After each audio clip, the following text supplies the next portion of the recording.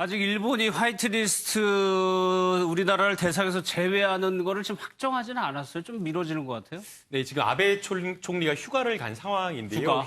휴가에 다녀온 이후에 이 내달 2일 열리는 국무회의에서 결정을 할 것이다라는 관측이 지금 많이 나오고 있는 상황입니다. 예. 이미 이 백색 국가, 이 화이트리스트에서 제외하겠다라는 그런 어떤 시그널을 굉장히 강하게 보내온 그런 상황이었기 때문에 그 시기가 언제이냐, 그게 이제 굉장히 중요한 관건으로 지금 나오고 있는 상황인데요. 그러는 와중에 좀 상황이 상당히 조금 많이 심각하게 변화를 한 것 같습니다. 예. 일단은 상황적으로 보게 되면 우리 한반도에서 벌어진 불과 며칠 전에 있었던 중국과 러시아의 영공 침범 문제가 한미일이라고 하는 이 안보에 대한 이 안보 동맹에 균열이 있어서는 안 된다라는 그런 어떤 압력이 지금 굉장히 강해지고 있는 그런 상황이고요.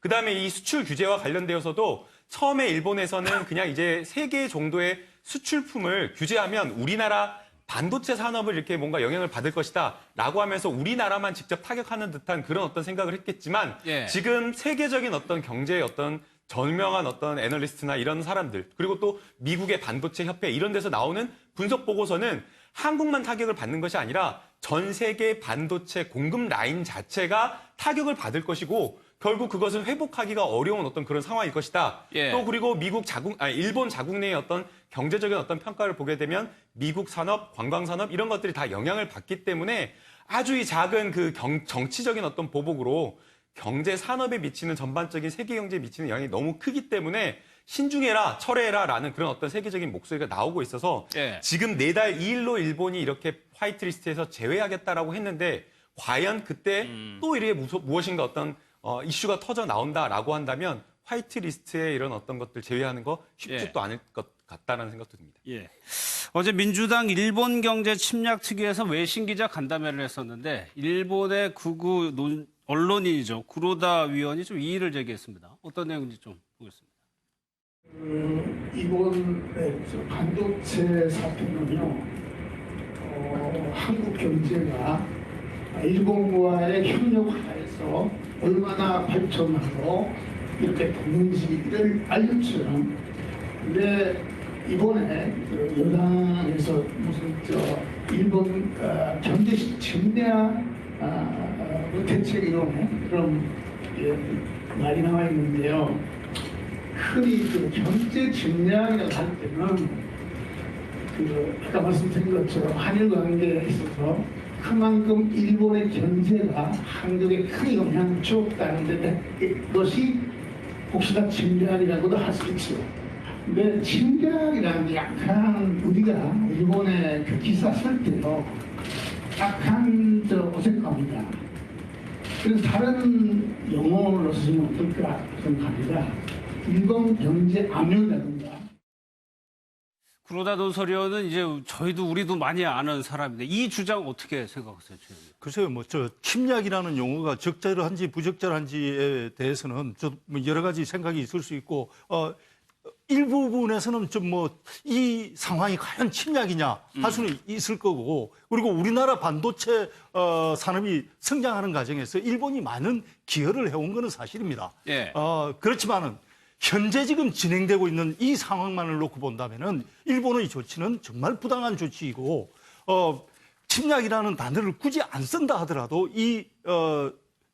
조치는 거미줄 같이 엮여 있는 전 세계적인 공급망을 예. 허무는 굉장히 대단히 부적절한 조치이거든요. 그래서 현재는 일본과 한국의 지금 갈등 관계이지만은 사실은 일본의 저런 조치들로 인해 가지고 한국에서 생산이 제대로 이루어지지 않게 되면은 우리가 그걸 중국이나 미국으로 수출하는 게 또 차질을 빚게 됩니다. 그렇겠죠. 예. 아시아로 수출하는 이렇게 되면은 이것이 장기적으로 보면 지금은 한국과 일본의 갈등 관계지만은 예. 일본과 그 외의 나라의 갈등 관계로 갈 수밖에 없는 구조거든요. 그래서 이건 지금 단어의 문제라기보다도 전 세계적인 비교 우위에 따른 경제 협력 관계를 예. 일본이 허물고 있다. 그것만은 누가 보더라도 부당한 행위다. 이것만 정리하고 싶습니다. 알겠습니다. 또 하나요. 대학생들이 후지 TV를 기습 시위한도 있었는데 그 영상도 좀 한번 보도록 하겠습니다.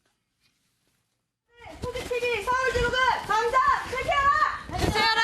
폐쇄하라! 폐쇄하라!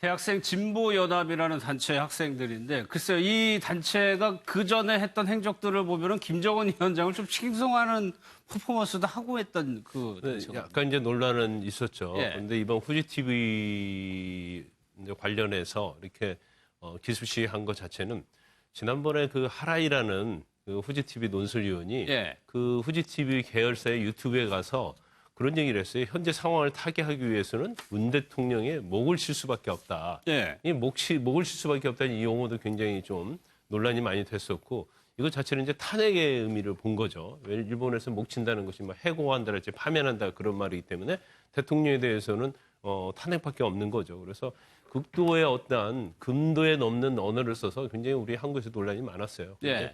아마 이 한국대학생 진보연합에서 이 부분에서 문제를 삼으면서 후지 TV 폐쇄하고 그러면서 이제 기습 시위를 아주 적극적으로 했어요. 그런데 지난해 11월에도 김정은 환영 꽃술을 또 흔든 적이 있고요. 예. 그다음에 지난해 또 12월에는 또 김정은이라는 이렇게 팻말 예. 들고 뭐 거리 행진, 대학로 행진하고 그래서 이거 친북 단체 아니냐 이제 그런 논란이 좀 있기도 그랬죠. 했어요. 근데 예. 이제 그건 아닌 걸로 보이고 단지 이제 대학생 이 연합회 회원들이 상당히 이제 진보성이 굉장히 강한 것으로 보입니다.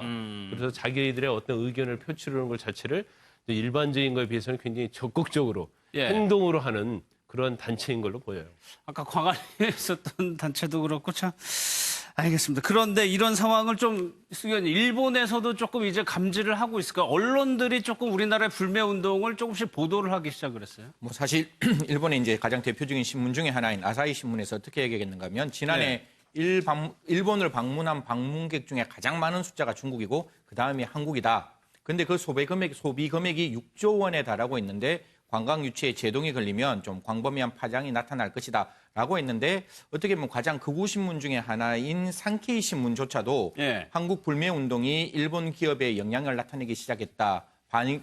일본을 방문하는 한국 여행자 감소도 피할 수밖에 없는 상황이다. 이렇게 밝혔는데 실질적으로 일본에 이제 가는 많은 분들이 지금 줄어들고 있는 것은 일본에서 가장 대표적인 여행사인 JTB에서도 나타나고 있는 부분입니다. 예. 사실 뭐 일본 쪽 안에서도 일어나고 있는 그냥 우리나라에 대한 어떤 반대적인 감정이 있다면 우리 안에서도 일어나는 그 어떤 일본에 대한 반대 감정이 너무 극단적으로 치닫는 것은 문제가 있지만 예. 분명히 일본에서 하는 것만큼은 대한민국 안에서도 우리가 좀 적극적으로 그 부분에 대해서 좀 이렇게 전략적으로 대응할 부분은 분명히 있다라고 예. 생각합니다. 이게 불매라는 게 시민들이 자발적으로 참여를 해서 이뤄낸 건데 이게 실질적으로 경제적으로 영향을 미칠 수 있다라고 보세요, 일본 측에 대해서? 그렇죠. 일단은 소비자들 입장에서는 자유 의사 표시로 일본에 대한 경고 메시지 전달이라든지 이런 뜻으로 할 수도 있겠고 특히 관광 분야는 일본으로서는 굉장히 아킬레스건이 될 겁니다. 아픈 부분이죠. 왜냐하면은 일본이 정말 몇 년 전부터 전략적으로 아베 총리가 모든 장관을 불러가지고 직접 그 관광 주재 회의를 할 정도로 예. 관광 산업은 일본이 전략적으로 키워온 산업입니다. 왜냐하면은 일본이 우리보다 일찍 그 인구 고령화라든지 저출산 때문에 인구가 줄어들면서 경제가 쪼그라들기 시작했거든요. 예. 그때 표로 내건 게 그겁니다.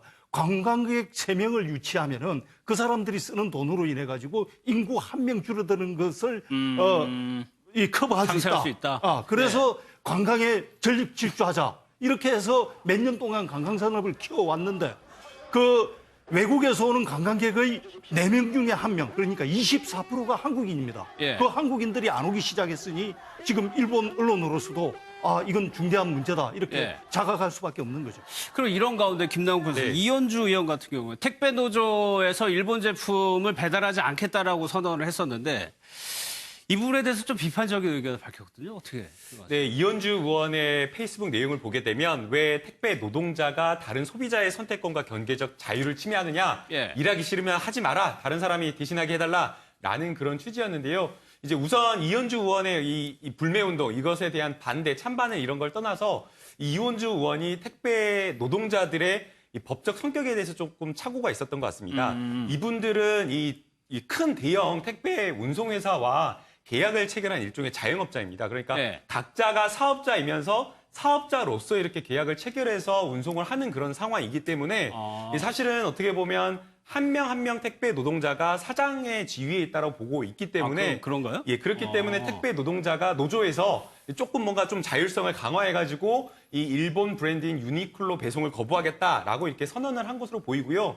뭐 유니클로 택배 노조에서 이렇게 선언을 거부했다라고 해서 또 이것만 배송이 되지 않는 건 아닐 것으로 보이고 예. 아마 또 택배 운송 회사에서는 이 다른 어떤 사업자들을 충분하게 계약을 체결해서 예. 할 수 있기 때문에 결국 이 문제는 이 일본 물건에 대해서 불매 운동을 하는 것이 가능하느냐 가능하지 않느냐 이게 옳으냐 그르냐 이런 문제일 것인데 결국에는 이 소비자 선택이 다른 사람들에게 뭔가 불매 운동을 강요하거나 예. 다른 사람의 소비를 그냥 무작정 비난하는 그런 것이 아니라 자율적으로 본인들의 결의에 의해서 이러한 것들을 하지 않겠다라고 한다면 그것을 또 존중해 줄 필요가 있다고 생각이 들고요. 거기에 대해서 지금 지금 택배 노동자들이 노조가 다른 것을 비난하면서 다른 노조들도 그렇게 하라라고 한 것은 아니지 않습니까? 그렇기 때문에 이현주 의원이 이야기한 파쇼다, 다른 사람의 소비자의 선택권을 제한했다라는 것은 좀 과도한 비판으로 보이고요. 예. 오히려 그냥 이현주 의원이 여기에 대해서 강하게 비판하기보다는 함께 좀 국민들의 마음에 좀 동참하면서 왜 택배 노조까지? 사실은 택배 노조들이 얼마나 어렵게 힘든 노동, 많은 시간을 투자해서 정말 힘든 노동을 하지만 그 금액에 비해서 아주 어려운 어떤 그런 현실에 처해 있는데도 저렇게 한다라는 것, 왜 그럴까? 좀 국회의원으로서 그 부분을 좀 고민했으면 좋았다는 생각입니다. 알겠습니다. 정치권에서는 그 친일 프레임이 논란이 되고 있는데 나경원 원내대표가 좀 주장을 했는데 일단 좀 얘기를 한번 들어보도록 하겠습니다. 결국은 우파 정당은 친일파의 후손이다 이걸 계속 씌우는 거죠. 결국 이번에 이런 것도 하는 것도 기승전 총선까지 이거 가자 하는 건데요. 친일파 후손들은 민주당에 더 많더라고요. 우리 자유한국당에는 친일파 후손이라고 불릴 만한 분이 없으시고요. 찾아보면 아마 숫자로 10대 1 정도 될런지 모르겠지만 이 문재인 대통령 그렇게 따지면 친일파의 후손의 국가를 상대로 한 재산 환수 소송 변호사도 하셨더라고요. 아마 우리 쪽에 어느 의원이 그랬으면 지금 그분은 친일파로 매장돼서 국회의원 출마도 못 하실 거예요. 제가 초선 의원 돼서 그 한 20 며칠 후에 발생한 일 갖고 그것도 그 앞에 갔다가 제가 실수로 갔다 왔는데 제가 그 부분에 대해서는 충분히 정치인으로서 잘못했다고 유감 표시하겠지만 그걸 갖고 무슨 친일파니 하는 거는 좀 우리 정말 너무 어이가 없습니다. 저 주장을 좀 사실관계를 확인해 볼 대목이 좀 있어요. 민주당이 실제로 더 많은지 그리고 문재인 대통령이 친일파 후손의 사건을 수임했는지 여부도 지금 불확실한 상황이에요. 그렇죠. 이제 사실관계 좀 확인해봐야 하는데 일단 나경원 의원이 초선 때 이제 자유대 행사에 참석을 한 건 거의 팩트로 나와 있고요. 저 영상까지 있어요. 예, 본인도 인정을 하지 않습니까? 근데 그때 초선 의원 때 어떻게 보면 정치의 감각이 없어서 또 그런 걸 잘 모르고 갔다 왔고 거기에 대해서는 유감과 사과 표명을 했다. 그래서 이걸 가지고 나를 프레임을 쓰는 것은 잘못된 것이다 이 얘기를 해요. 근데 저도 이런 그 말에는 일리는 있다고 봐요. 하지만 아무리 초선이다 할지라도 정치인이거든요.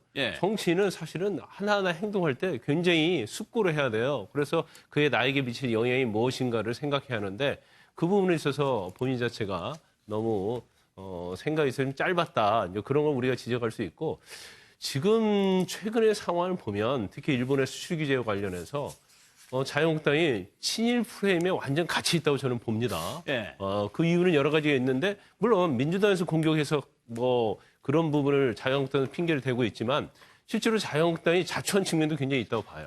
왜냐하면 수출 규제 이후에 일본에 대한 어떤 강경한 정부의 태도랄지 여당의 어떤 그런 조치에 대해서 이걸 계속 잘못했다고 말을 하고 지적을 하는 것 자체는 정무적으로나 전략적으로 잘못된 거죠. 그래 마치 그것을 반대하지 않는다 하더라도 그러니까 합리적인 정책을 쓰고 합리적인 전략을 세우라고 이렇게 얘기할 망정 강경한 반일에 대해서 반대를 하는 것은 마치 친일처럼 보이는 거예요. 그래서 그런 부분에서 자초했다는 것이고 또 왜 그 이유가 또 한 가지 우리가 역사를 거슬러 올라가면 그 전에 이승만 그다음에 독재 정권 쭉 이어오면서 이승만 그때 친일파들이 굉장히 득세를 했지 않았습니까? 그거에 대한 후손들이 계속 현 자유한국당까지 내려온 게 아니냐 이제 그런 진보 쪽에서는 항상 그거에 대해서 주장을 하고 있기 때문에 오히려 자유한국당 입장에서는 이런 사태가 있을수록 그런 부분에 대해서 생각을 하면서 대응을 해야 하는데 이제 그렇지 못했기 때문에 결국 친일 프레임에 갇혀서 허우적거리고 있고 결국 지지도도 떨어지면서 결과에 따라서는 내년 총선에도 영향을 미칠 수 있는 상당히 심각한 단계라고 저는 봅니다. 이 정치권에서 논란이 되고 있는 이 친일 프레임에 대해서 최 의원님은 어떻게 바라보고 계세요? 일단 아무래도 저 친일 문제가 거론이 되면은 보수파에서 불리할 수밖에 없죠. 한국 현대사에서 아무래도 반민특위가 제대로 활동을 못한 그 아쉬움들이 남아 있고 예. 그 보수파의 연장선에서 비난을 받게 되는 것인데 그런데 해방된 지 벌써 70년이 지났습니다. 예. 아직까지 친일, 반일 이런 프레임에 있다는 것은 정말 불행한 일이죠. 그 국제관계라는 것은 정말 어제의 적이 오늘은 동지가 될 정도로 변화무쌍하고 이익에 따라서 국익에 따라서 정말 이해관계가 달라지는 것인데 70년 전의 프레임을 가지고 아직까지 이어온다는 것은 정말 우리가 미래를 위해서 가고 있느냐. 사실 엊그제 중국 비행기나 러시아 그 군용기가 우리 영해를 침범했을 때 그러면 누가 도와줄 것이냐. 네. 이런 생각을 해봤을 때는 과연 친일 반일로 해가지고 일본하고 계속 사이가 안 좋은 것이 우리 국익에 도움이 되느냐. 예. 그래서 저는 이런 것들은 굉장히 유연하게 생각해야 된다고 봅니다. 알겠습니다.